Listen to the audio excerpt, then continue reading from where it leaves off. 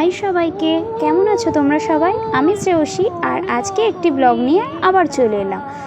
তো দেখো বন্ধুরা, আগের ব্লগে তো আমি বলেইছিলাম যে আমাদের ফ্যামিলির যে বাড়িটি তৈরি হচ্ছে তার আজকে ঢালাইয়ের কাজ হচ্ছে। তো দেখো মা তারপরে পুজোটা দিয়ে দিল এই মেশিনটাতে, আর এই মিস্ত্রি মানুষগুলো মেশিনটাকে পরিষ্কার করছে। এক্ষুনি মেশিনটা চালু করা হবে।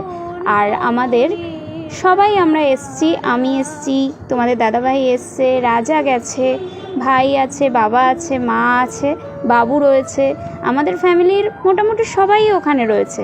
তারপরে ঠাম্মাকেও ভিডিও কল করে দেখানো হচ্ছে। ঠাম্মা দেখছে যে মেশিনটি চালানোর সময় ঠাম্মাকে ফোন করা হয়েছে, তো আমি ক্যামেরায় কথা বলছিলাম, ওই জন্য বাবা ভিডিওটি করছিল। তারপরে দেখো মার পুজোটা দেওয়া কমপ্লিট হয়ে গেল, আর এখন বাজে 10টা থেকে 10:30, আর ওপরেও মিস্ত্রিরা কাজ করছে।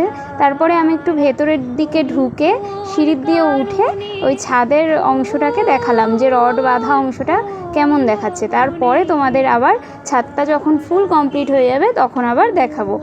তো দেখো, আর আজকের দিনটা রোদ্দুর দিয়েছিল, কিন্তু মাঝে মাঝে এত পরিমাণে বৃষ্টি হয়েছে যে ছাদটাকে ঢেকে ঢেকে তারপরে ঢালাইয়ের কাজটা করতে হচ্ছিল। কিন্তু কিছু মানুষ বলছিল এরকম বৃষ্টি হওয়া নাকি খুবই ভালো। আর ওদিকে ঠাম্মাও বারবার ফোন করছিল, কারণ ঠাম্মা খুবই চিন্তা ছিল যে এতটা বৃষ্টি হচ্ছে। ওই জন্য দেখো ছাদটাকে কত বড় দেখাচ্ছে।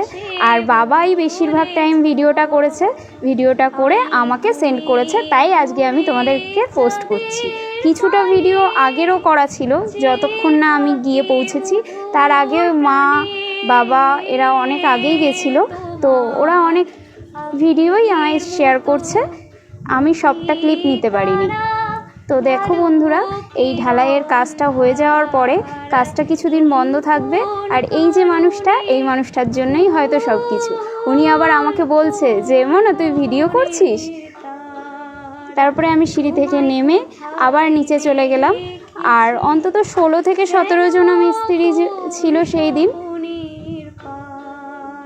তো দেখতে থাকো কাজটা কীরকমভাবে ওরা করছে।